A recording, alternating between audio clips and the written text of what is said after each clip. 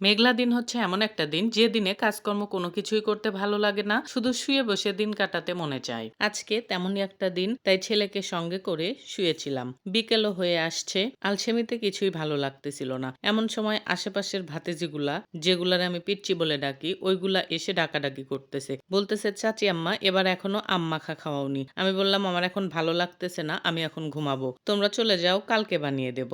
ওদের আবার একটা নিজস্বতা আছে, যখন আমি কোনো কাজ ওদেরকে মানা করে দেব, যদি আমি কখনো বলি যে আমি ঘুমাবো এখন তোমরা চলে যাও, তাহলে ওরা আমাকে আর ডাকবে না, কিন্তু আমার জানালার আশেপাশে দিয়ে ওরা ঘোরাঘুরি করবে, জোরে জোরে চিৎকার চেঁচামেচি করে খেলা করবে, আর ওদের চিৎকারের শব্দেই আমার ঘুমটা নষ্ট হয়ে যাবে। ওরা জানে যে এই কাজটা করলে চাচি আম্মার ঘুম ভেঙে যাবে, আর চাচি আম্মার ঘুম ভাঙা মানেই আমরা যে আবদার করেছি সেটা অবশ্যই পূরণ করবে। প্রতিদিনের মতো আজকে ওরা সেম কাজটাই করেছে। যখন প্রথমে আমাকে ডাকতে এসেছে আর আমি মানা করে দিয়েছি, তারপরে ওরা আমার জানালার কাছে এসে চিৎকার চেঁচামেচি করে খেলতেছিল। ওদের খেলায় আমার ঘুম ভেঙে বাইরে গিয়েছি, বাইরে গিয়ে দেখতেছি একজন একটা বড় লম্বা মতো বাঁশ নিয়ে ঘুরতেছে, তার পিছে আর একজন চেয়ার নিয়ে ঘুরতেছে, আর এক বেচারি চেয়ারের উপর উঠে যেমন পারতেছে তেমন করে গাছে বাড়ি দিচ্ছে যেন আম পড়ে। অনেকক্ষণ চেষ্টা করার পর বেশ কয়েকটা আম পড়েছে, সেগুলো ওরা কুড়িয়ে এনে আমার কাছে বলতেছে আমরা জানতাম তুমি উঠবে। যাই হোক, এই বিকেল বেলা তোমাকে কষ্ট করতে হবে না, আমাদেরকে আম মাখিয়ে দিতে হবে না, শুধু একটু খোসা ছাড়িয়ে কেটে ধুয়ে পরিষ্কার করে লবণ আর মরিচটা পরিমাণ মতো মিক্স করে দাও,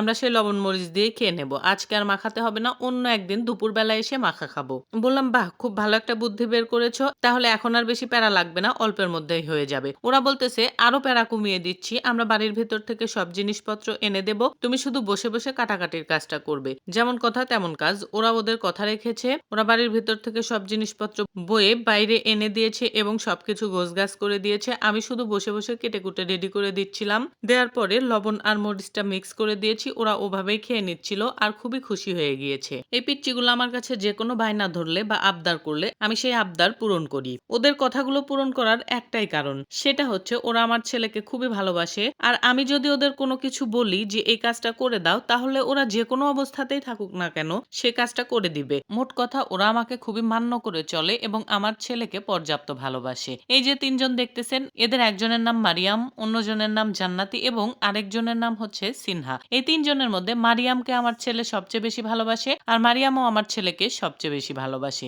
মারিয়াম তো বলে আমি ইয়াফির প্রিয় বোন। এমনও হয় যে ওর কোল থেকে আমার ছেলে আমার কোলেই আসতে চায় না, ওর কোলে যাওয়ার জন্য বারবার কান্না করে। তাহলে চিন্তা করুন কতটা ভালোবাসলে একটা ছোট বাচ্চা ওর এত ভক্ত হয়ে যায়। এই যে ওদের সঙ্গে আমার এত ভালো সম্পর্ক, ওরা আমাকে এত মান্য করে এবং আমি ওদের সব ধরনের আবদার বা বায়না পূরণ করি, এই কারণে অনেকেই মনে করেন যে আমি ওদেরকে দিয়ে ভিডিও করিয়ে আপলোড করার জন্যই ওদের বায়নাগুলো পূরণ করি। তাদের উদ্দেশ্যে বলবো যে আমার পেজটা আমি ওদের জন্য খুলিনি, ওদের ভিডিও আমাকে পেজে আপলোড করতেই হবে এরকম কোনো কথা নেই। পেজটা আমি আমার শখের বশে ক্রিয়েট করেছি, আর আমার শখের পেজে আপলোড করার জন্য আমার ভিডিওর কোনো অভাব পড়ে না যে অন্যকে সেধে সেধে বা অন্যের ভিডিও আমাকে আপলোড করতে হবে। ওরাই বরং আমাকে বারবার বলতে থাকে যে চাচি আম্মা আমাদের একটা ভিডিও বানিয়ে দাও, কারণ ওরা এই ভিডিওগুলো দেখে খুবই খুশি হয়। ওদের করা ভিডিও যখন আমি এডিটিং করে সম্পূর্ণ একটা রূপ দেই, তখন ওরা কমপক্ষে এটা 8 থেকে 10 বার দেখে। বারবার দেখে ওরা খুবই খুশি হয়, আর ওদের এই খুশি হওয়া দেখে আমারও খুবই ভালো লাগে।